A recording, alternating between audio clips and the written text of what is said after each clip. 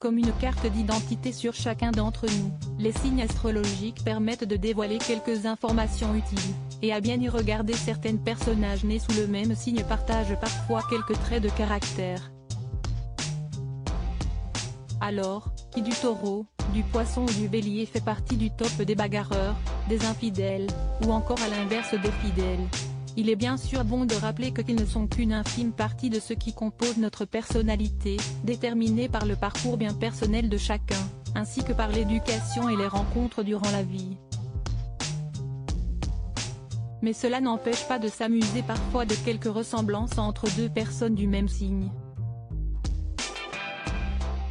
Si on a déjà fait la liste des infidèles du zodiaque, un signe en revanche est celui qui risquerait bien d'être celui qui se fait le plus tromper. Les natifs du Poisson risquent en effet le plus de vivre une peine d'amour. Et voici les raisons.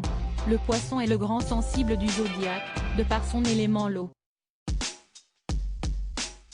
Il est donc plus susceptible que d'autres de se faire briser le cœur, à l'instar de ses deux partenaires d'eau, le Scorpion et le Cancer. Sensibles, ils sont aussi imprévisibles et peuvent passer d'émotions contraires en un rien de temps. Très sensibles, ils sont aussi empathiques et ressentent les émotions des autres, ce qui les rend très investis dans leurs histoires amoureuses. Il ignore toutes les alertes si le Poisson est de nature très intuitive et pourrait donc sentir si son partenaire commençait à le tromper. Ce dernier, lorsqu'il est amoureux, ne fait plus attention à aucun red flag. Parmi les natifs célèbres de ce signe, Justin Bieber, Pierre Niney, Rihanna, Vita, Stromae, Leila Bekti ou encore Eva Mendes et Camila Cabello.